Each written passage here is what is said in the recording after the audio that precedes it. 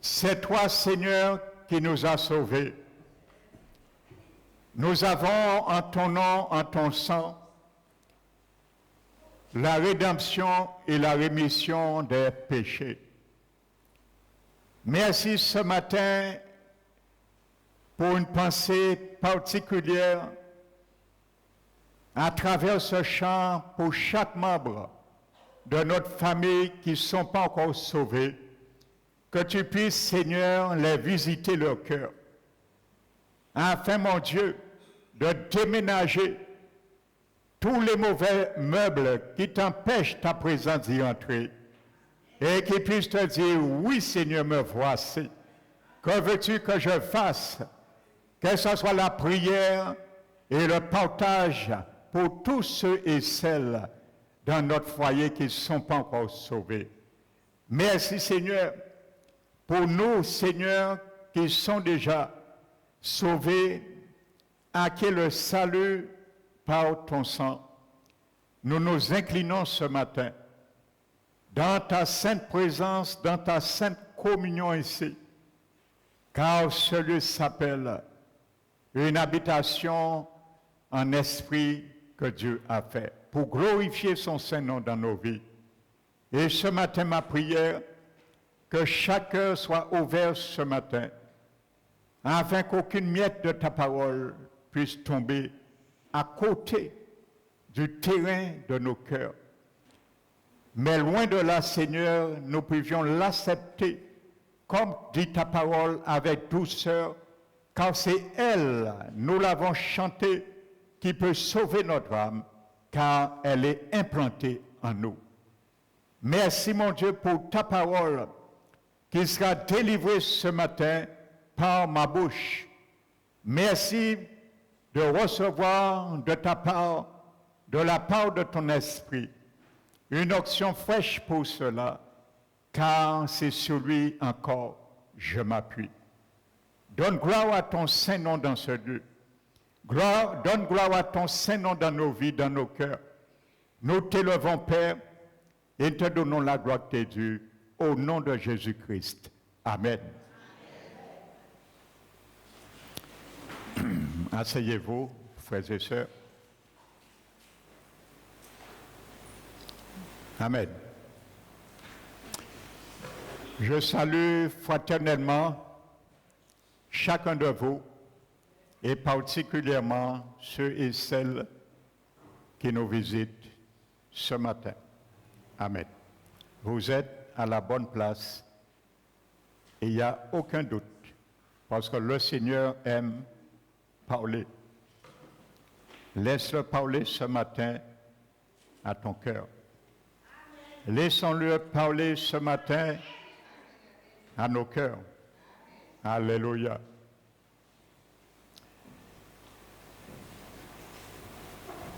Je vais ce matin, comme je l'ai ébauché dimanche dernier, le thème de ce message ce matin sera comment empêcher les racines d'amertume. Je répète, comment empêcher les racines d'amertume. Nous allons survoler 3 angles pour les arrondir avec la parole de Dieu. Amen. Alléluia. Donc attache ta ceinture ce matin avant de décoller. Amen. Laissons-nous naviguer par le Seigneur.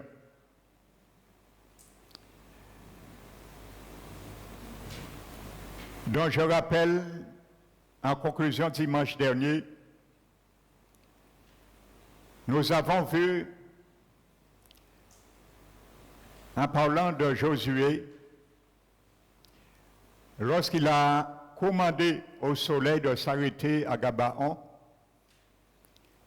et la lune à Ajalon. L'abbé nous dit que le soleil s'arrêta et la lune également à Ajalon, jusqu'à ce que la nation, le peuple d'Israël, tire vengeance de ses ennemis. Amen. Donc, je vous ai montré une façon de tirer vengeance merveilleuse contre tes ennemis, ceux et celles qui t'ont offensé. Amen. Vous vous rappelez? C'est la vengeance, j'ai illustré à travers l'huître, ce mollusque. Que c'est un mollusque qui absorbe et filtre l'eau de la mer. En filtrant l'eau, il ne fait pas l'eau ressortir pareillement qu'il a aspiré, mais il purifie l'eau.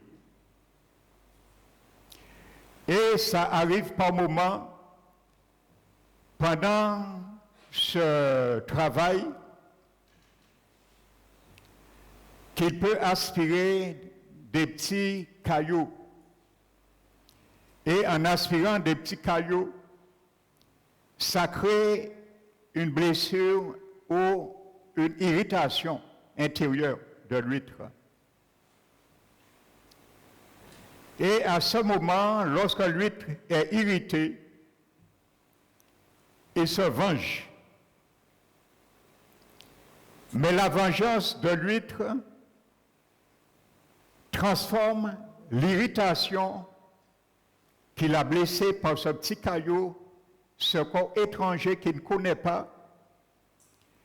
Il transforme cette irritation en déversant un collier de perles. Alléluia.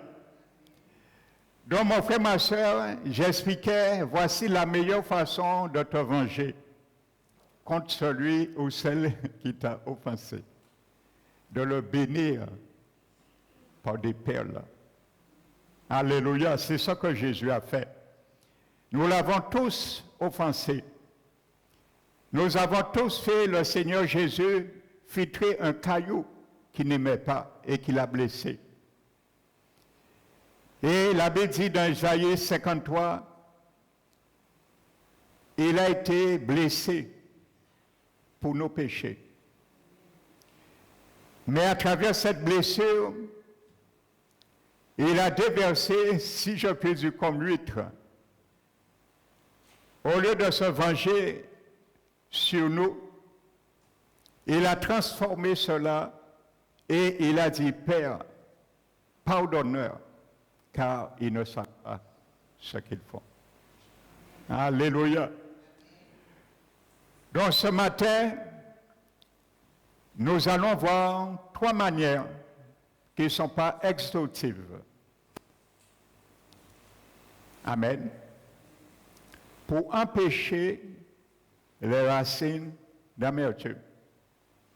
Pour ceux qui n'étaient pas là, qui prennent ce matin ce message, les précédents, sache, c'est le pardon repose les racines d'amertume.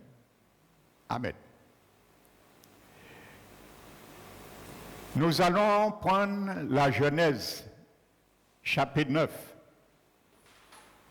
Le livre de Genèse et le chapitre 9.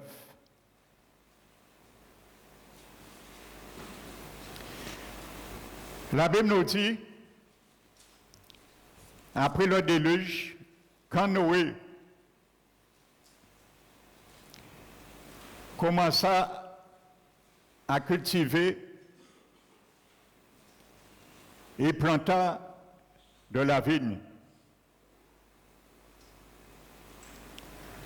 Et il but du vin. Et il s'enivra. Et par cette ivresse, il découvrit sa nudité au milieu de sa tente. Amen. La Bible nous dit que son fils qui s'appelle Sam vit la nudité de son père Noé et il le rapporta du dehors à ses deux frères. Amen. Et la Bible nous dit, ses deux frères, Shem et Japheth, eux, ils ont refusé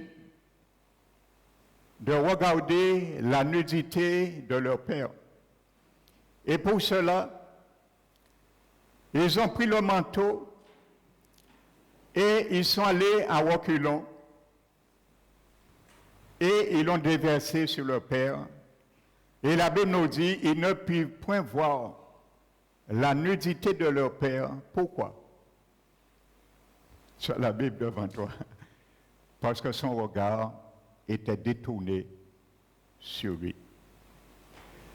Donc j'ai pris cet exemple que le Saint-Esprit m'a inspiré pour venir sur ce message. Et il y a beaucoup à apprendre spirituellement à travers cela.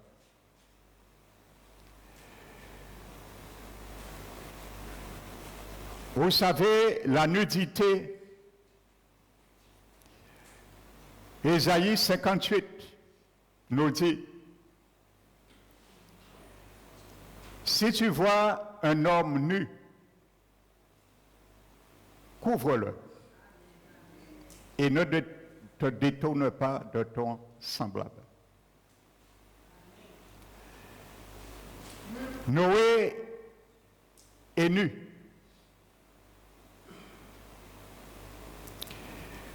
La nudité, ce matin, dont je vais parler,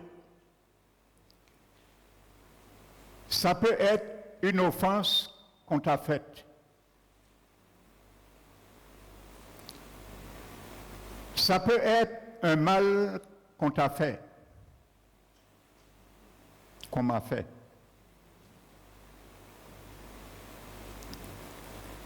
Ça peut être tout ce que tu peux mettre qui t'a fait du tort ou qui t'a offensé. Amen. Mais vous savez, la Bible nous dit que Sam, lui, qu'est-ce qu'il fait? Son premier réflexe, il sort du dehors et il va faire le rôle d'un journaliste. Et malheureusement, dans le corps, l'Église du Seigneur, il y a beaucoup de journalistes. Parce que nous aimons aller du dehors, ce que nous avions vu, et le publier ailleurs. Et faire la publicité. Au lieu de couvrir ce que nous avions vu. Amen. Donc la Bible dit, il porte du dehors. Nous avions vu dimanche dernier le Proverbe 26, verset 20.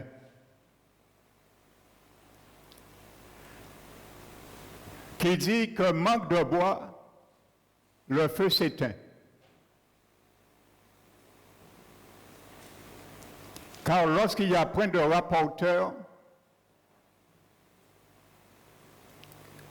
les querelles s'apaisent. Amen. Car le charbon produit du brasier et le bois produit du feu. Ainsi qu'est l'homme querelleux qui allume le feu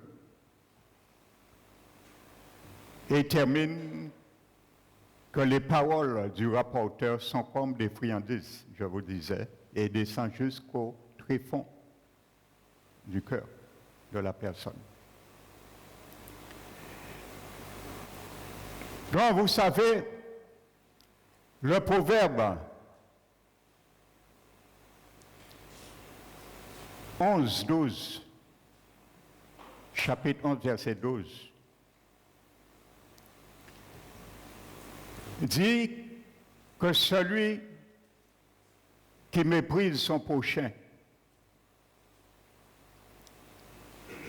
est un homme dépourvu de sens ou un insensé. Nous avions vu à la personne d'Abigaïl, le roi David lui a dit que c'est une femme de bon sens.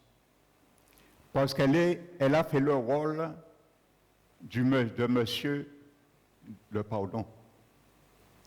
Amen, n'oubliez pas. Mais le proverbe nous dit l'inverse. Celui qui calomnie son prochain est un insensé ou quelqu'un dépourvu de sens. Mais celui qui est intelligent se tait. Amen. C'est parce que nous ne soyons pas des Sam. Alléluia. Celui qui est intelligent se tait.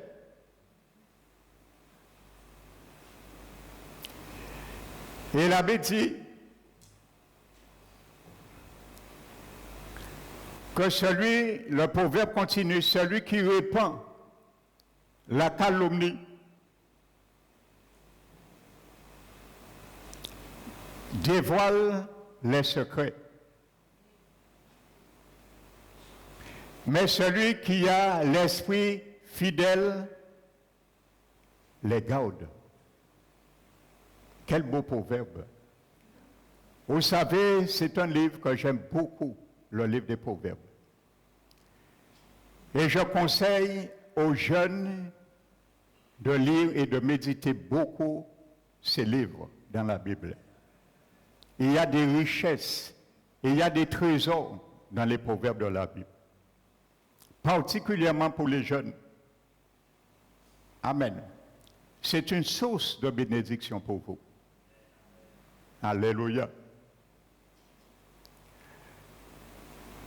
Et la Bible dit, lorsque la prudence fait défaut, le peuple tombe.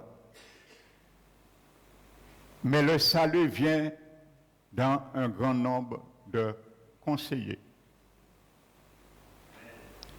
Alléluia.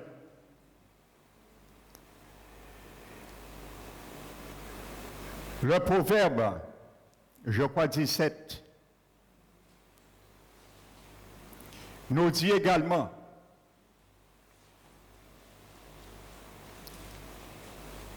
celui qui couvre une faute cherche l'amour. Mon frère, ma soeur, on entend beaucoup d'enfants du Seigneur dire, il n'y a pas d'amour dans cette église. Je ne parle pas ici, je parle en général. Il n'y a pas d'amour dans cette église. La Bible te dit, tu veux donner de l'amour, comme il n'y en a pas. Une manière de donner, apporter l'amour, couvre une faute. Celui qui couvre une faute, donne, cherche l'amour. Tu peux le prendre dans les deux sens. Ça veut dire que tu peux chercher à donner de l'amour ou à recevoir aussi de l'amour en couvrant une faute. Alléluia. Mais celui qui les rappelle ses fautes dans ses discours divise les amis. Voici des beaux paroles, messages pour nous ce matin, des proverbes. Amen. Alléluia. Donc, pour revenir à Genèse, chapitre 9, vous savez, ce qui nous empêche de couvrir les fautes, c'est que déjà, il faut déjà que nous détruisons un dossier, comme je l'ai expliqué auparavant.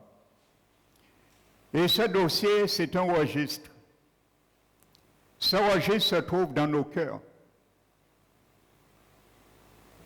Parce que nos cœurs ont des tiroirs. Et je reviens, la répétition est salutaire sur 1 Corinthiens 13, 5. Amen. Lorsque Paul dit que l'amour ne soupçonne, je vous disais le mot soupçonne, c'est une mauvaise traduction. Dans le grec, littéralement, c'est le mot logizomé. Ça veut dire calculer et comptabiliser. L'amour ne calcule pas les fautes qu'on lui a faites. L'amour ne comptabilise pas les fautes qu'on lui a faites. Et je vous disais que ce mot grec, c'est un registre, ce mot veut dire un registre de comptes, qu'on établissait des comptes. Et c'était un registre qui était là pour consulter à n'importe quel moment qu'on voulait, dans la comptabilité. Amen. Donc Paul dit, nous, dans nos cœurs, nous ne devons pas comptabiliser comme un registre des offenses du passé qu'on nous a faites. Vous savez, si nous commençons à comptabiliser les fautes, nous ne pourrons jamais faire ce que Jésus nous a dit de faire. De pardonner 490 fois pour une même faute par jour. Et vous savez, quand Jésus a dit cela, c'était pour gifler encore, parce que Jésus giflait tellement bien. C'est lui qui nous a appris, lorsqu'on va te gifler sur la joue gauche, joue droite, donne la joue gauche. Mais lui, t'es qu'à gifler, mon petit, les deux joues. D'une manière avec sagesse et diplomatie. Vous savez, quand Jésus a rebiffé Pierre qu'il faut pardonner 490 fois, Jésus les a mis dans une situation compliquée. Selon l'état du cœur de l'homme irrégénéré. Parce que Jésus, implicitement, voulait dire, les autres qui commencent à calculer 1, 2, 3, 4, en chemin, tu vas t'embrouiller et tu vas courir des erreurs dans ton compte, dans ta comptabilité. Parce que quand tu vas commencer à compter 490 fois, avant d'arriver à 490 fois, tu seras perdu dans tes comptes. Quand tu vas arriver, j'ai déjà pardonné 154 fois, tu vas faire des erreurs dans tes comptes, tu vas t'embrouiller. Alors Jésus voulait dire, pas rentrer en comptabilité là, ça, pas pour registre pour commencer, rentrer des comptes, pardonne à l'infini, et ça vaut mieux. C'est plus simple. Tu n'as pas à te faire des cheveux blancs. Quand tu es dans une comptabilité, tu te fais des cheveux blancs. Tu calcules au centime près. Mais quand tu n'es pas dans la comptabilité, tu ne te fais pas des cheveux blancs. Donne les cheveux blancs à Jésus. C'est lui qui va s'en occuper de ton offenseur. Et nous allons le traiter tout à l'heure. Amen. Donc, la Bible nous dit que Sam vient et il va porter du dehors. Vous voyez le rapporteur, il porte du dehors. Ainsi de suite. Donc, et c'est ça que nous voyons, frères et sœurs. Amen. Vous savez, il y a dans des églises parfois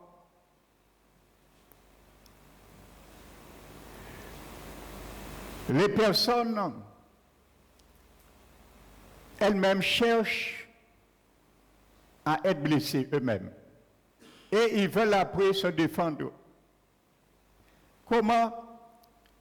Il y a certaines choses qui se passent dans le secret avec quelques personnes. Et ça doit rester entre nous. Ce sont ces personnes même qui sont avisées de la situation, peut-être sur la situation d'un frère ou d'une sœur.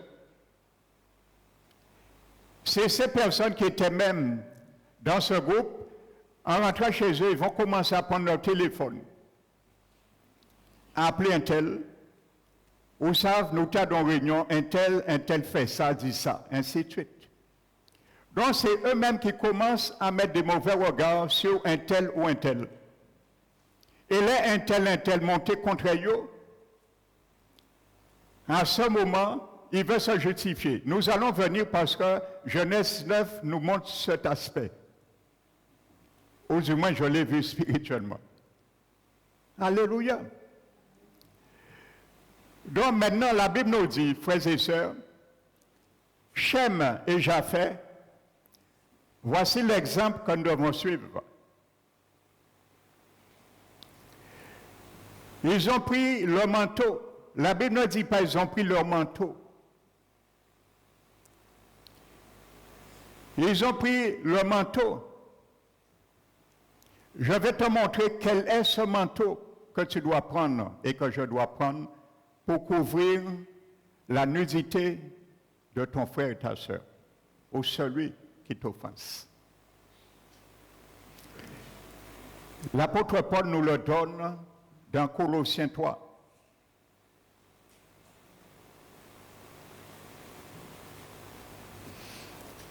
Il dit comme des bien-aimés, les sanctifiés, les élus de Dieu.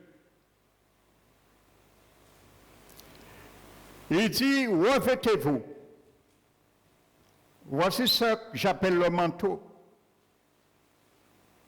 de Shem et Japheth.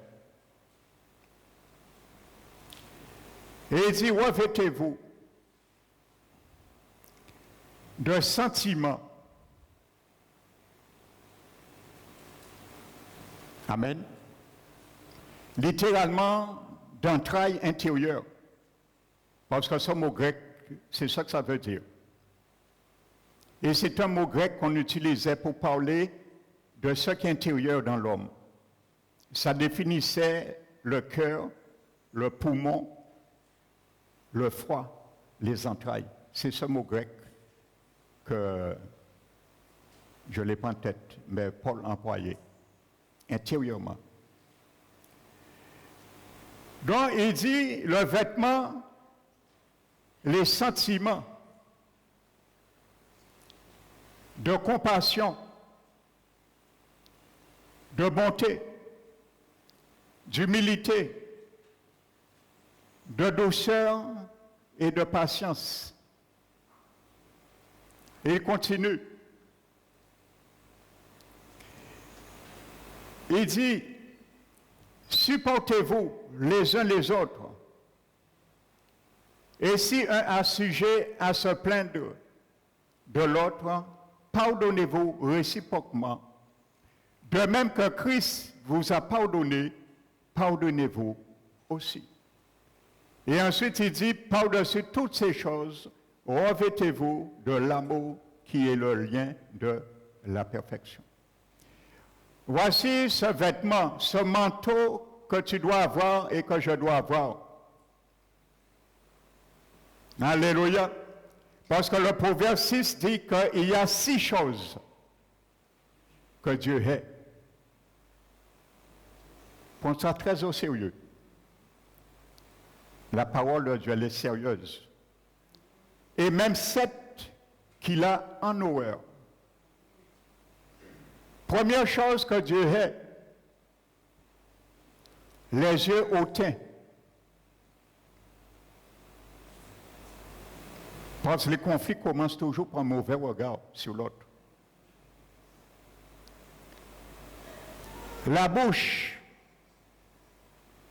menteuse.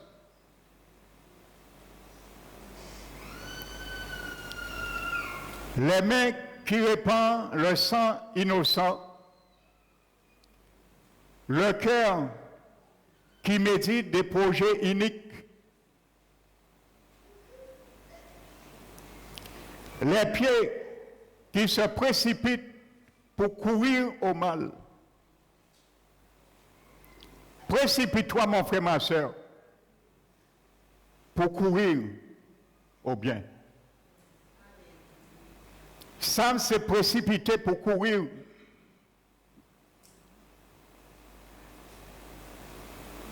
à dénoncer la nudité de son père. Mais Shem et Japheth se sont précipités à le couvrir, sa nudité. Les pieds qui se précipitent pour courir au mal, et septième chose, ceux qui excitent les querelles entre frères. L'abbé dit, si tu excites des querelles entre frères, Dieu hait cela. Alors si Dieu hait ce que tu fais, comprends-tu, comme je le dis, que tes prières, tu seras obligé de tourner le dos à l'ennemi. Et tu vas attendre, je vais attendre longtemps l'exaucement. Amen. Alléluia. Donc la Bible dit, Genèse 9, pourquoi ils n'ont pas vu la nudité de leur père? Parce que leur regard était détourné sur cela. Mon frère, ma soeur, si tu veux que l'amertume ne puisse pas s'implanter des racines, écoute le délai de la situation qui t'a offensé, qui m'a offensé. Ça vaut mieux.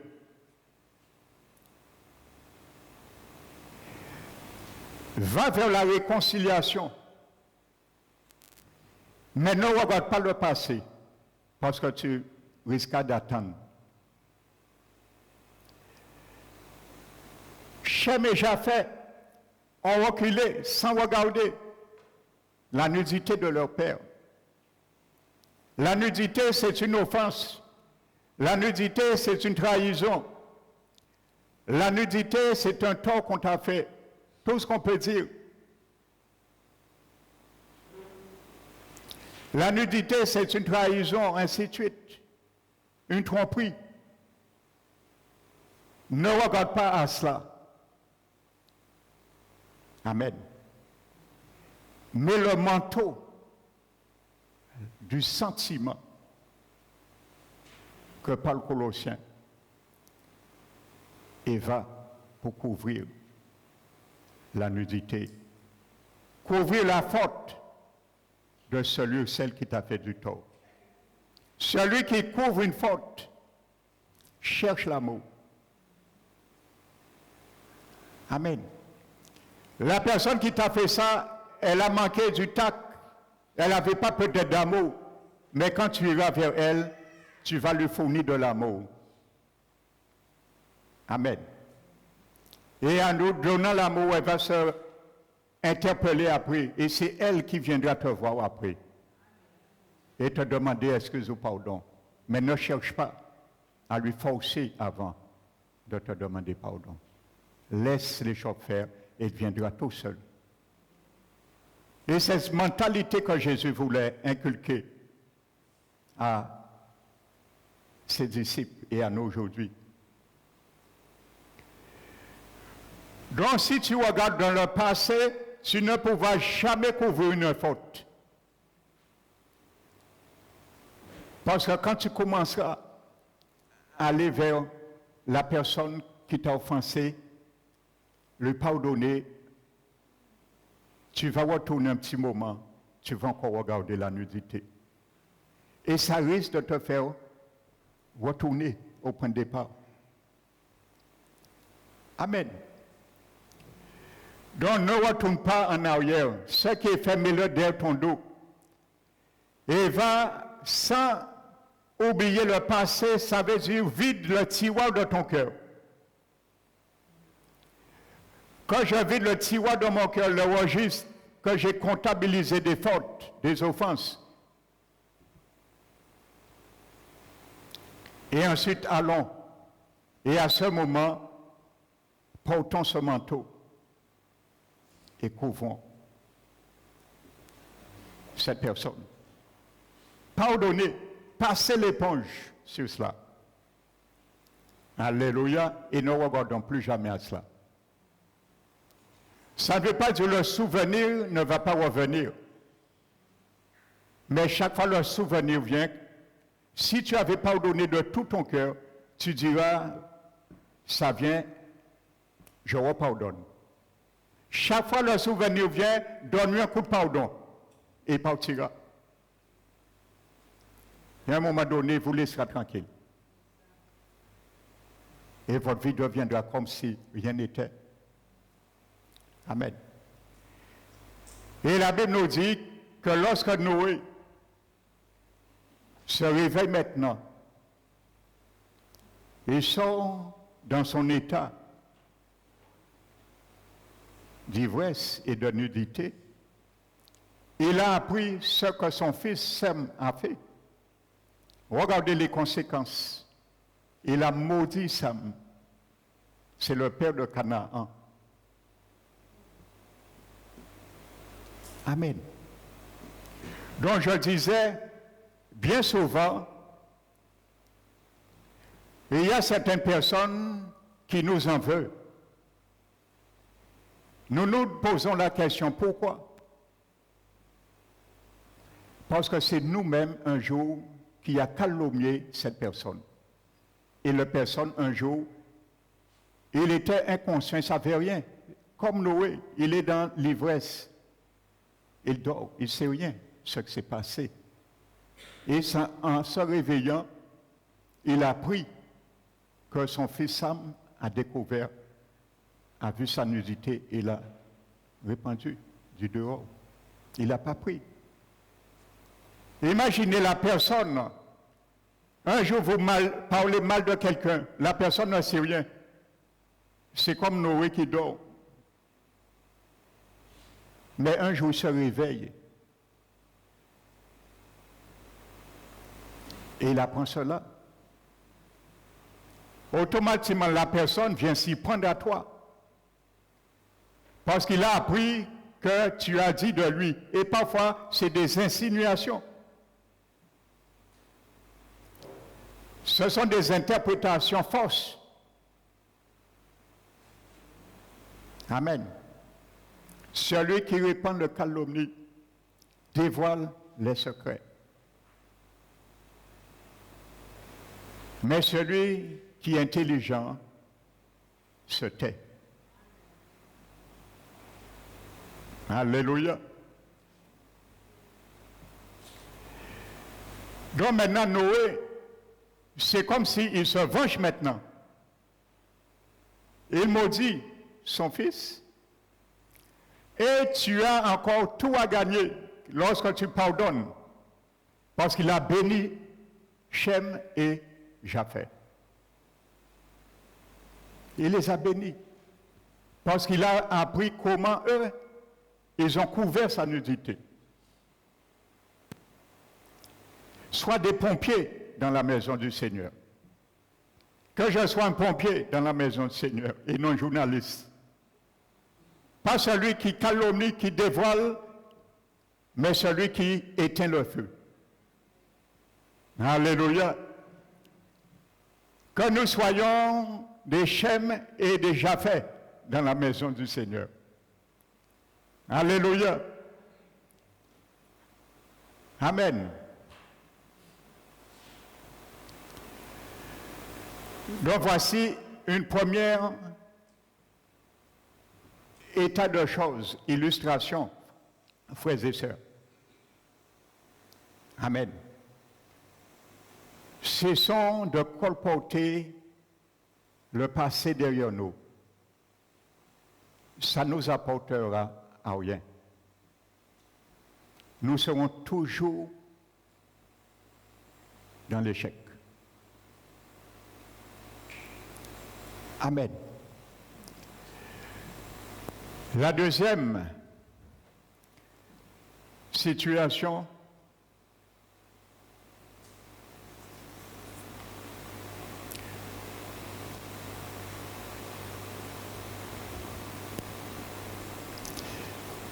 Avant de voir la deuxième situation,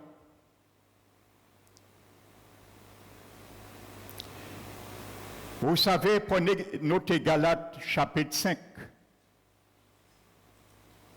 verset 22.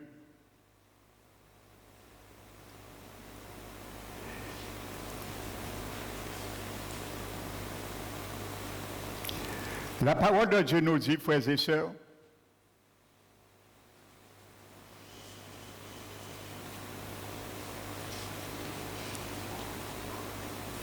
avant cela, vous savez, frères et sœurs, le livre d'Ézéchias, chapitre 10, nous dit celui qui creuse une fosse, il tombera.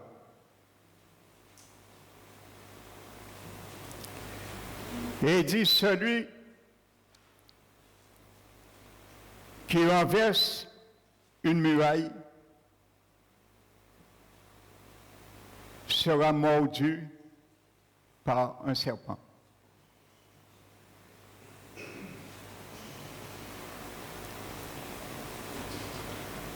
Amen. Et nous retrouvons cela encore dans le Proverbe 26, verset 27. Et il dit, celui qui croise une fosse, il tombe. Et il dit, la pierre retourne à celui qui l'a roulé.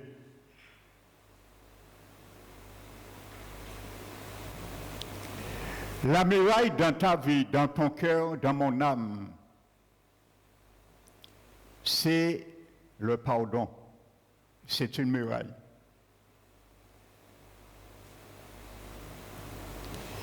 La Bible dit, si tu renverses cette muraille, tu seras mordu par un serpent. Et je ne te dis pas qui est ce serpent, tu le connais comme moi. Parce que c'est lui qui injecte le venin mortel. Et comme je l'ai déjà expliqué, la Bible explique, l'amertume, c'est un venin mortel. Quand ça rentre dans les racines, c'est un poison. Non seulement ça empoisonne les autres, mais ça empoisonne nos propres vies.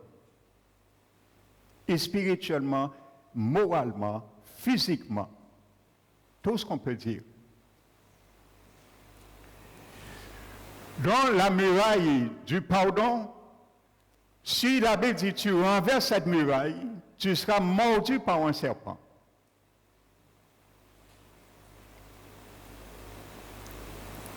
Amen. Jésus a fait de toi et moi une pierre vivante, car nous étions une pierre morte. Mais lorsque tu refuses de pardonner, d'obtempérer avec la grâce de Jésus sur le pardon, tu deviens une pierre d'achoppement.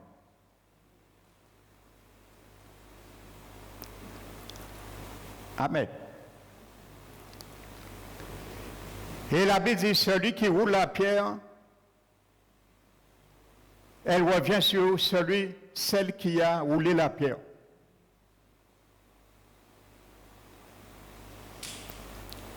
Alléluia. Donc ne soyons pas une pierre d'achoppement, frères et sœurs. La Bible dit, celui qui creuse une fosse, il tombera. Ne creusons pas de fossé dans ce que Dieu nous demande sur le pardon. Nous allons y tomber.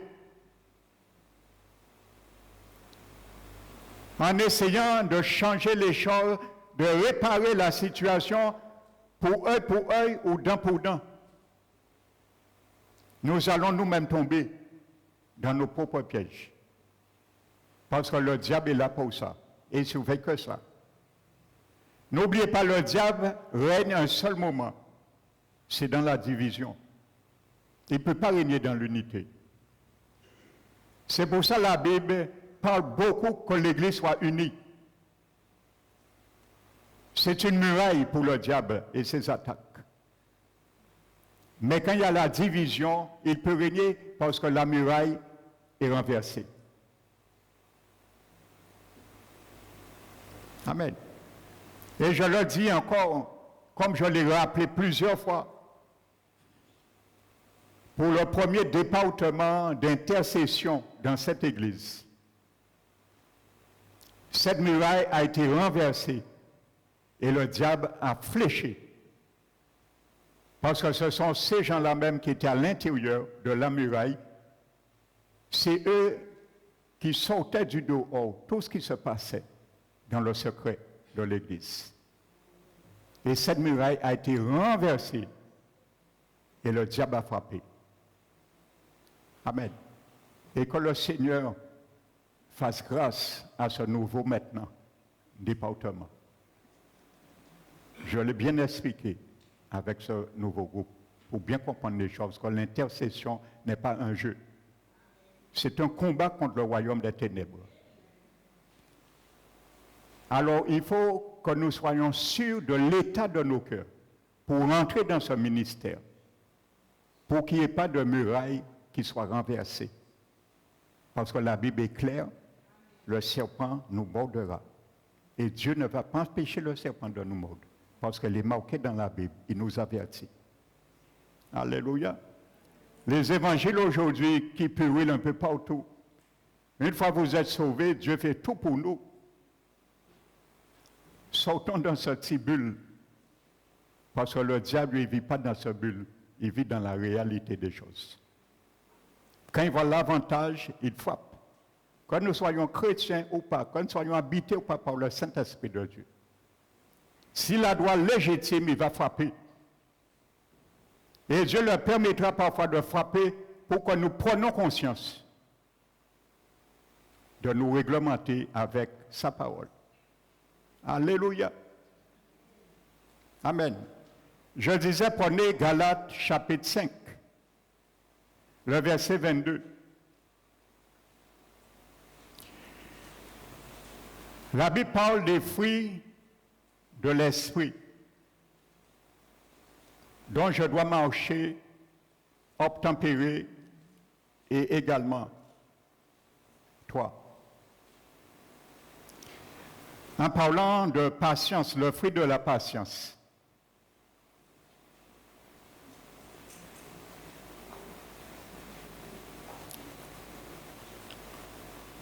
Littéralement, c'est la lenteur à la colère.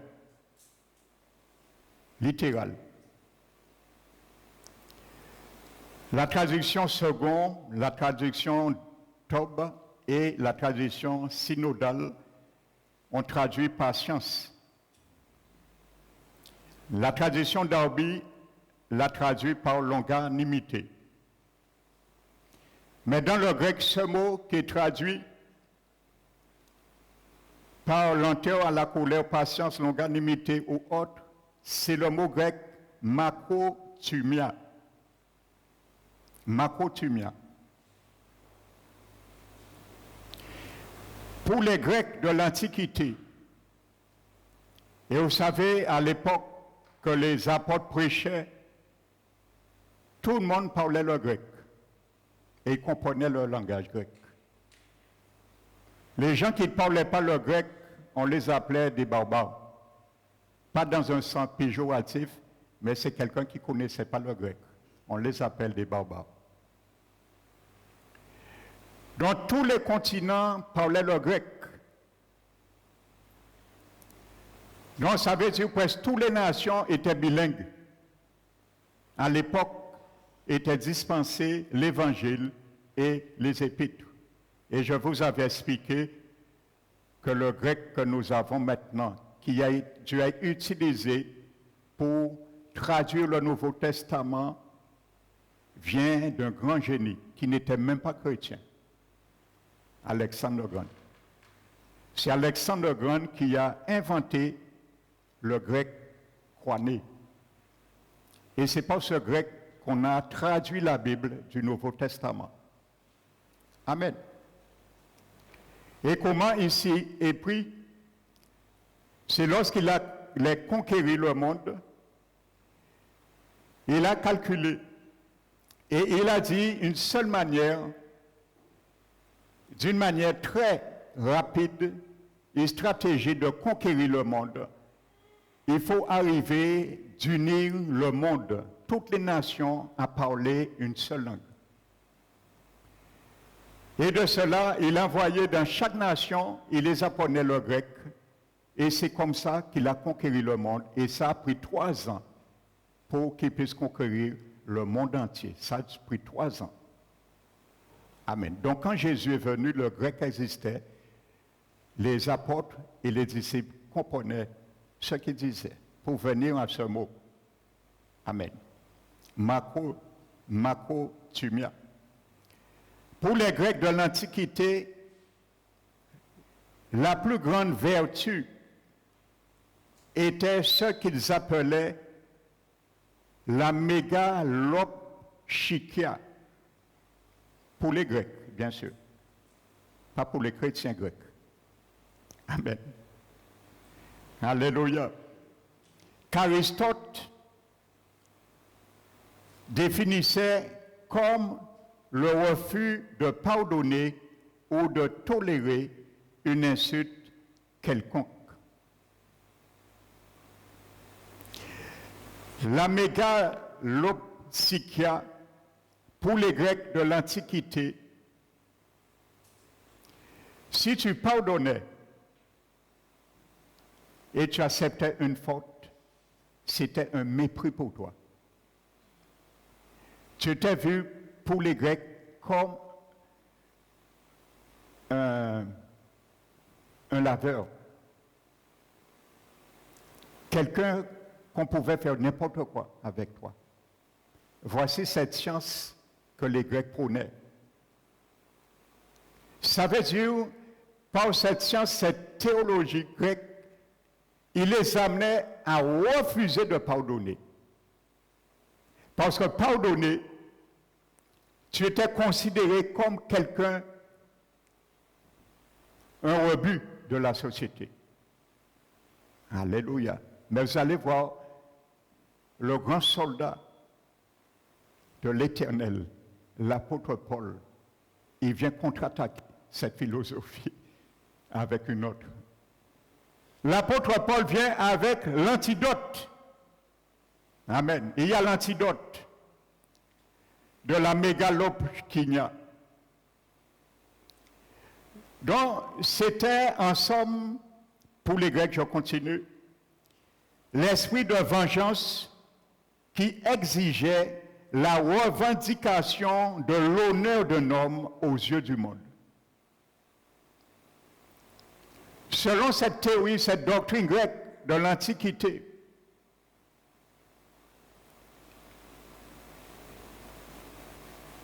te venger, refuser le pardon sur une offense était la revendication de l'honneur d'un homme. C'était leur honneur à se venger. Amen. C'était littéralement traduit la grandeur d'âme. C'est ce que les Grecs appelaient la grandeur d'âme. Qui suis-je pour permettre qu'on marche sous mes pieds? Ça s'appelle la grandeur d'âme.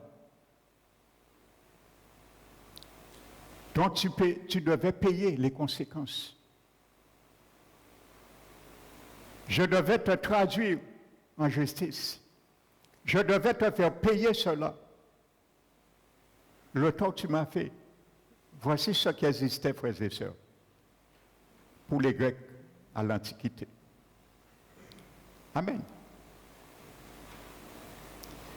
Maintenant, aux yeux du Seigneur maintenant, notre Seigneur Jésus, et de ses apôtres, la plus grande vertu, c'était leur vertu.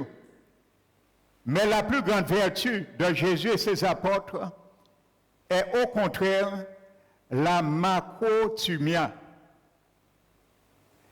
Ce mot qui fait partie des fruits de l'esprit que tu as en toi et j'ai en moi.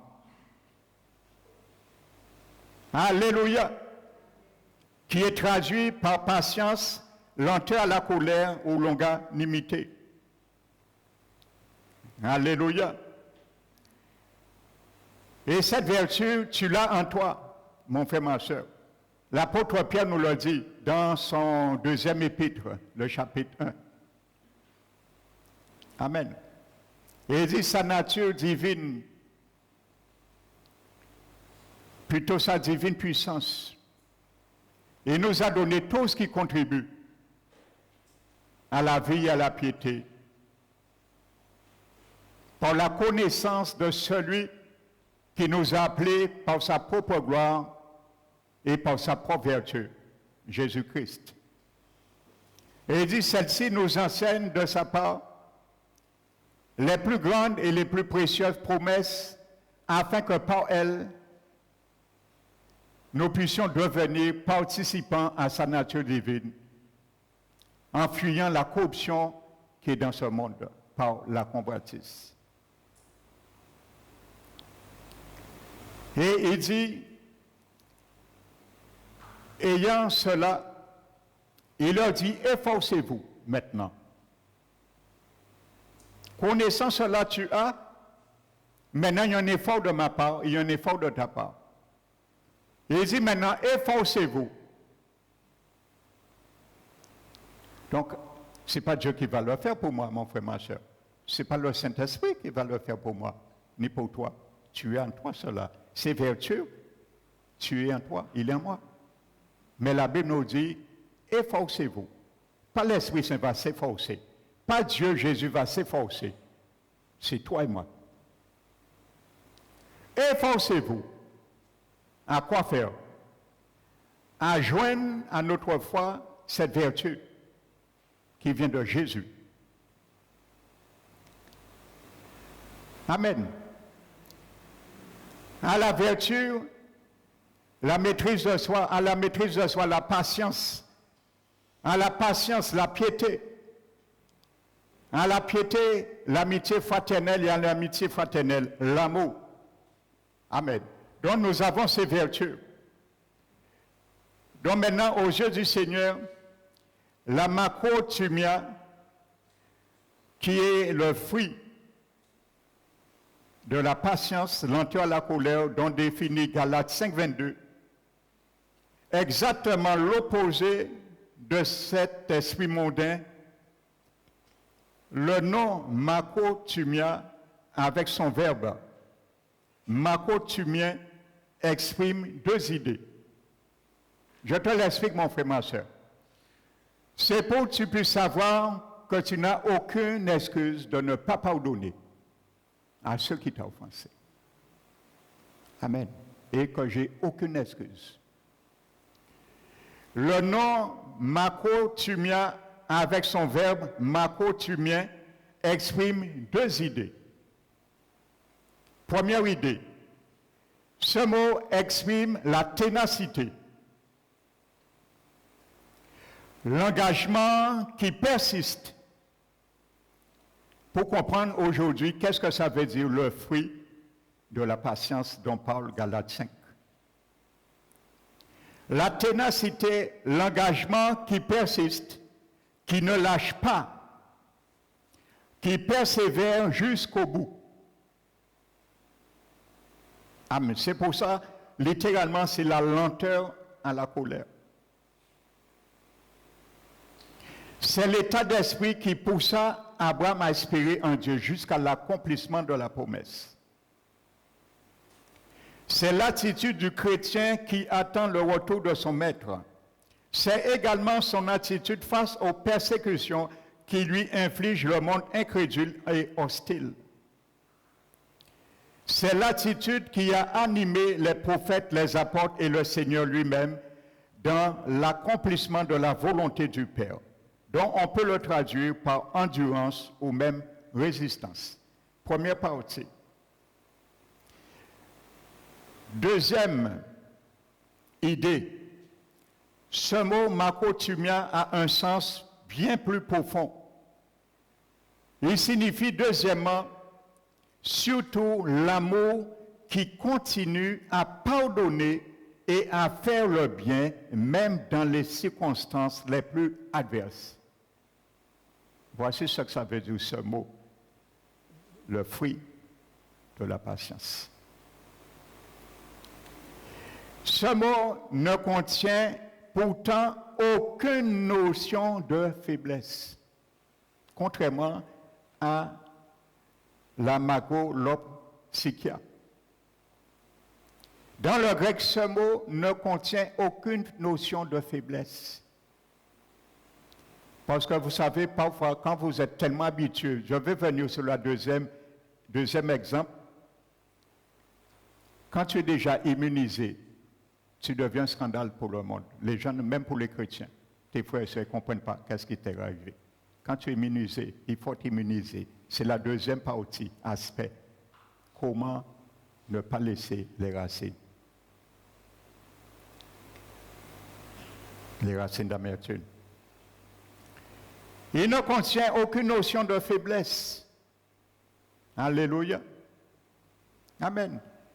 Parce que comme je le disais, il y aura toujours ceux et celles que le diable a envoyés vers nous pour traiter notre dossier, notre registre de compte. Parce qu'il a des bons trésoriers pour gérer cela.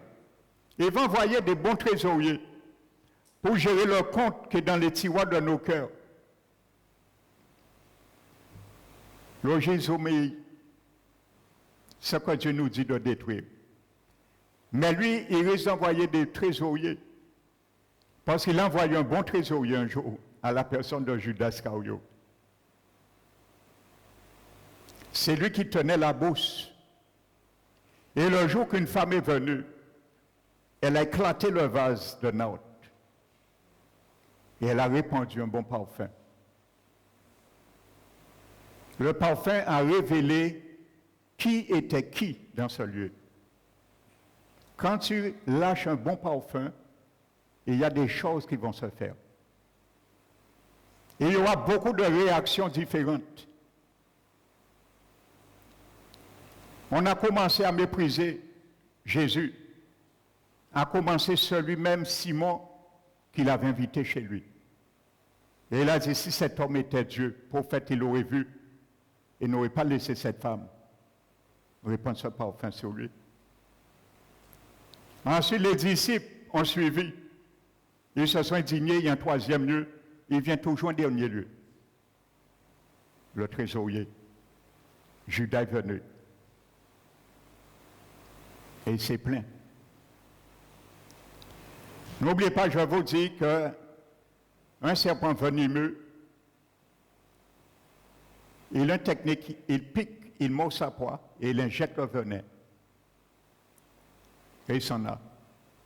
Il sait que l'animal, sa proie va mourir. Il le sait. Donc il ne se précipite pas. Il retourne après et il attaque. Donc l'ennemi va injecter des venins d'amertume parfois. Et avant de nous attaquer vraiment, il va attendre un délai pour que les racines s'enracinent. Et à ce moment, c'est difficile à les déraciner. Et à ce moment, il nous attaque. Dans nos domaines, dans nos prières. Donc Judas s'est plaint. Il a dit, mais on aurait pu vendre ce parfum et donner le prix aux pauvres. Mais pas vrai, il pensait, il était bas pauvre, la moitié, il était mis en poche. Donc c'est ça que j'appelle des bons trésoriers de ta situation. Nous allons trouver, parce que Marco Tumia n'a aucun rapport de faiblesse. Nous allons trouver des gens qui nous disent, ouais, mais tu sais, si c'était moi à ta place, j'aurais eu déjà mort avec la situation.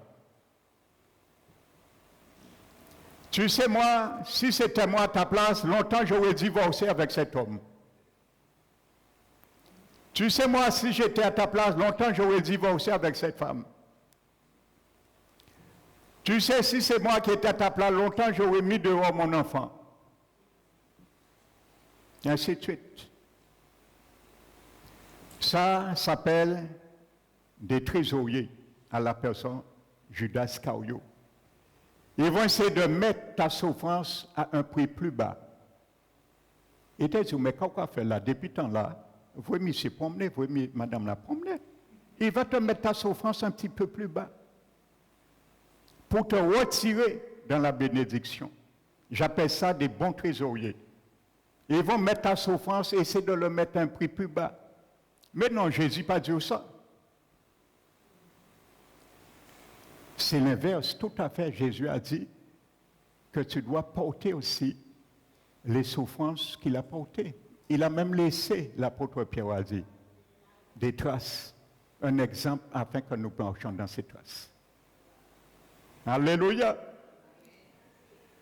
Donc je continue. Ça ne contient ce mot, makotumia, aucune notion de faiblesse. Ce n'est pas parce qu'on t'a injurié, on t'a insulté, tu as passé l'éponge. Parce que tu as pris ton manteau, le manteau des sentiments de miséricorde. Le manteau des sentiments de bonté, d'humilité. La Bible dit que l'humilité vous fasse regarder l'intérêt d'autrui au-dessus de vous. Le manteau de la douceur, de la patience. Amen. Et l'apôtre Paul encore le réitère à l'église d'Éphèse chapitre 4.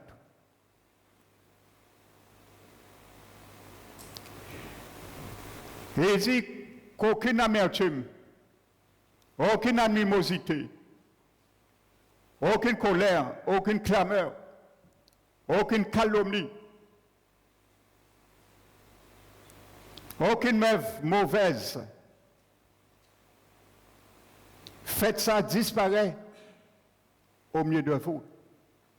Et il dit, soyez bons les uns vers les autres, vous pardonnant réciproquement, comme Christ, comme Dieu vous a pardonné en Christ.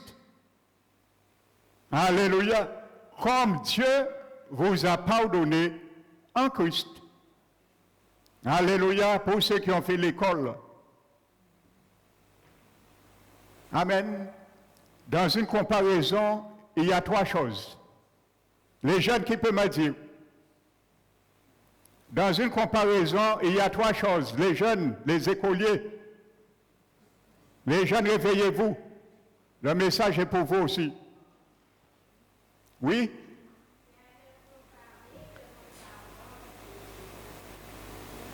Le comparatif. Bravo. Alléluia. Le comparatif, c'est le comme. Et revient, la situation se présente vice-versa, les deux côtés. Le comparé, c'est moi et toi. Et le comparant, c'est Jésus. Alléluia.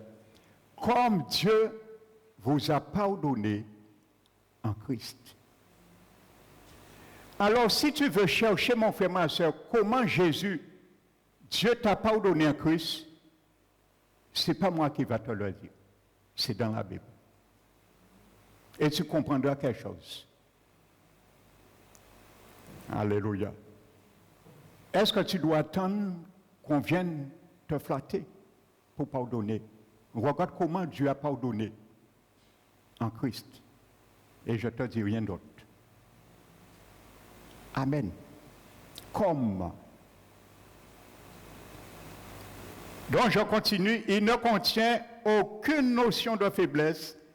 Au contraire, l'homme en qui se manifeste la makotumia a certainement le pouvoir de se venger.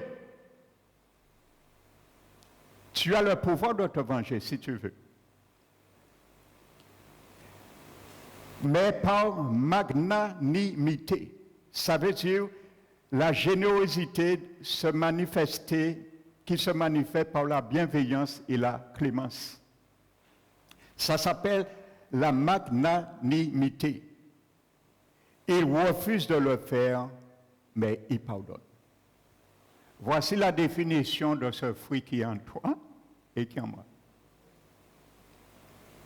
Tu as le potentiel de te défendre, de te venger, mais tu mets ça à côté, tu refuses de le faire parce que tu pardonnes. Amen.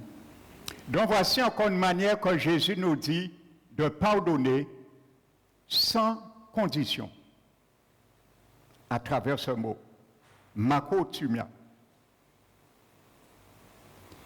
Pour les Grecs, la makotumia n'était pas une vertu. Je prends du temps sur ces deux mots, parce que c'est un combat qui existait à l'époque. Alléluia, Paul, contre la philosophie du monde. Paul est un guerrier, hein, frères et sœurs. Moi, à mon avis, je crois que la récompense de cet homme sera grande.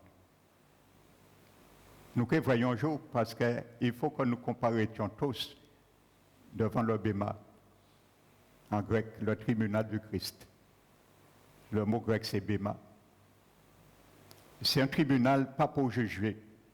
Ce n'était pas un tribunal pour juger, de jugement, mais de récompense. Il y avait un roi qui était assis sur un trône très élevé et dont ses genoux, hauteur donnait hauteur de la tête des sportifs qui remportaient des victoires à l'époque. Et ils venaient prendre leur récompense. Et ce roi était assis sur le trône et il mettait sur la tête de chaque athlète qui ont remporté une victoire une couronne d'olier. C'est là, ça s'appelait le Béma. Donc ce jour-là, Jésus sera assis sur le trône du Béma et il va nous mettre la couronne que nous méritons sur notre tête. Bien sûr, ceux qui seront sauvés. Bien sûr. Amen.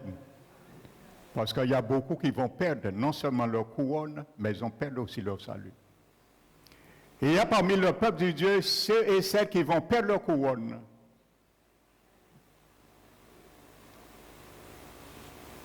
Glorifions le Seigneur. Si c'est ça, nous pouvons sauver. Au moins, nous sauvons notre salut en perdant notre récompense. Le jour du Béma, beaucoup vont perdre leur récompense. Jésus, Paul l'a dit dans Romains. Dans Corinthiens plutôt. Mais il y a ceux, ils ne vont même pas se présenter devant le Béma parce qu'ils auront déjà perdu aussi bien leur couronne, leur récompense que leur salut.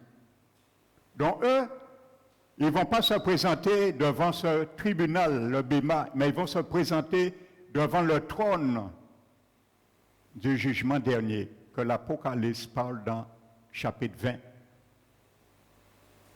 Alors mon frère, ma soeur, je t'invite à être au Béma ce jour-là, mais pas devant le trône blanc de par l'Apocalypse, parce que ça c'est un trône de jugement. C'est pour les damnés et les condamnés. Et ce jour-là, Jésus dira beaucoup à ses enfants, malheureusement, retire-toi méchant, mauvais serviteur. Tu savais que j'étais un maître sévère, mais tu as joué avec ma grâce quand même. Dans la parabole des talents et des mines, prenons au sérieux les paraboles de Jésus. Tu savais que j'étais un serviteur, un maître sévère, et tu as caché mon talent sous la terre quand même. Et il dit, ils seront jetés dans les ténèbres du dehors. Une connotation de l'enfer, les ténèbres du dehors. Je ferme la parenthèse. Pour les Grecs, la macrothumia n'était pas une vertu, elle était une faiblesse inexcusable et honteuse. C'est pour ça, vous savez, humainement, il y a beaucoup qui ont honte de pardonner. Surtout si l'offense a été faite publiquement. Ça a touché notre pudeur. Et nous demandons réparation pour que mon âme se sente bien. La grandeur d'âme. Ainsi de suite. Frères et sœurs. Donc ce n'est pas une faiblesse. Les Grecs considéraient cela. Or, les jeunes apôtres de Jésus eurent l'audace d'envahir ce monde cruel et orgueilleux avec le message de la croix. Alléluia. Paul disait, moi je ne veux pas connaître autre chose que Jésus crucifié. Le message de la croix. C'est là qu'on crucifie le vieil homme. L'homme qui ne veut pas pardonner, c'est là la croix. C'est à la croix qu'il faut le mettre. Alléluia.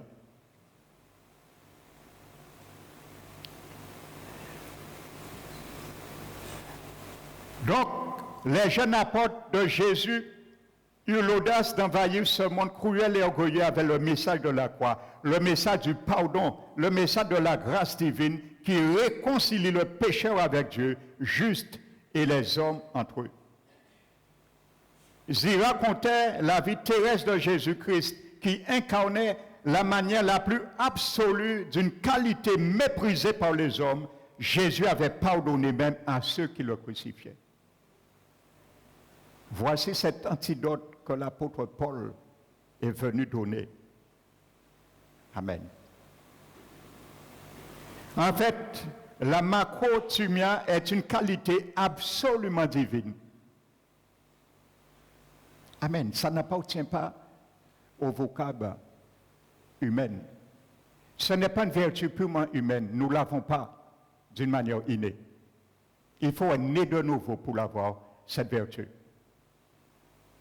Alors, un païen t'a fait du tort, la personne n'a pas inné en elle cette vertu, tu vas l'obliger. Ainsi de suite. Tu as cette vertu.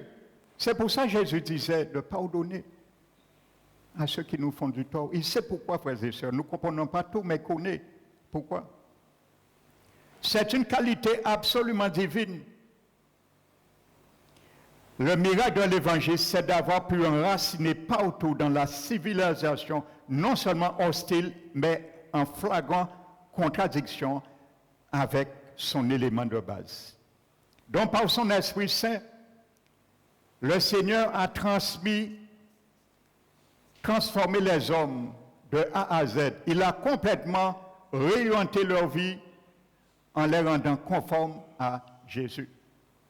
Donc, dans l'Église du Christ aujourd'hui, nous avons besoin, frères et sœurs, de rechercher et de cultiver la macrothumia. Comme jamais auparavant. Alléluia. Donc, on peut traduire ce mot de plusieurs manières, mais la plus apte serait lenteur à la colère ou longanimité. Amen. Frères et sœurs. Donc, voici ce que la Bible appelle le fruit de la lenteur à la colère, qu'on a traduit par patience, macrothumia. Alléluia. Amen. Que le nom du Seigneur soit béni, frères et sœurs, ce matin. Amen. Je recherche la macrothumia. Cette vertu qui est en nous déjà, à la développer. Mais comment ça se développe? Si Dieu nous a donné ses fruits en nous, ces fruits sont dans ton esprit humain. Ces fruits ne se trouvent ni dans ton âme, ni dans ton corps, mais dans ton esprit régénéré. Amen. Sache-le, au départ, la régénération d'un chrétien ne se fait ni dans son âme, ni dans son corps. C'est son esprit humain qui est sauvé. Amen. Parce que là habite le Saint-Esprit. Donc, ces vertus de Galates 5, tu les as en toi. Je les ai en moi, mais c'est dans mon esprit. Maintenant, comment les exercer? Pas en le laissant dans mon esprit, mais en le faisant descendre dans mon âme. Parce que c'est mon âme qui s'aiguille contre les offenses. C'est mon âme qui va se venger contre mon offenseur. C'est mon âme qui va susciter de la haine, de la rancœur, de l'animosité, des querelles contre mon offenseur. Donc je dois l'appliquer dans mon âme. Et mon corps physique, qui est le serviteur de mon âme, va transmettre cette information en disant « pardonne »,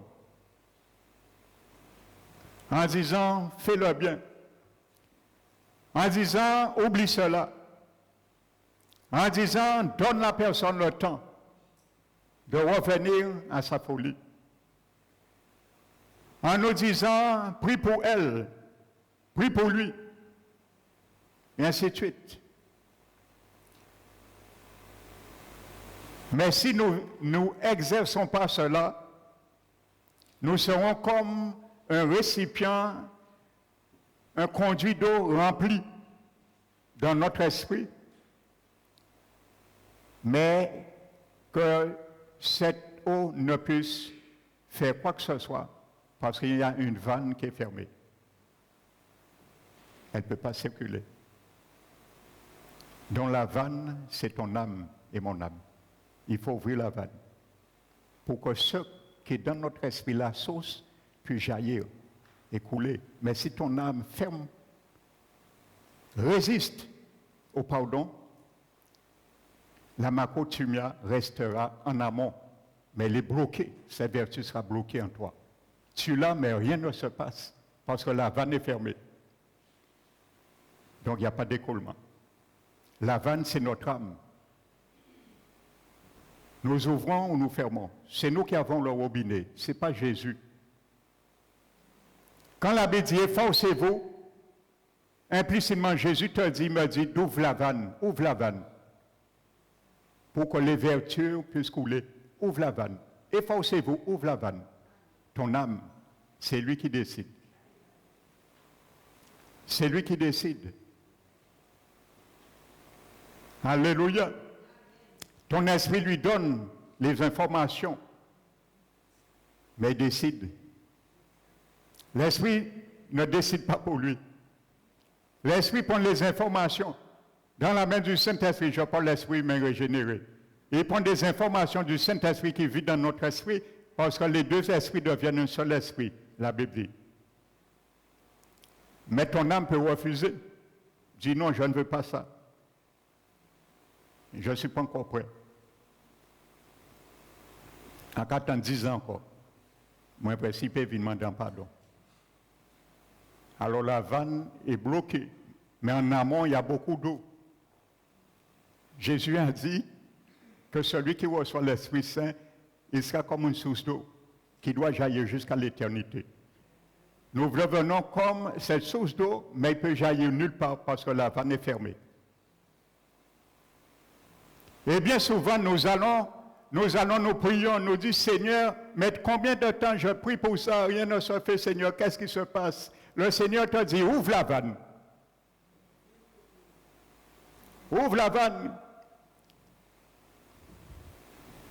La vanne est fermée. C'est pour ça, rien ne se fait. Ouvre la vanne, ma fille. Ouvre la vanne, mon fils, mon enfant.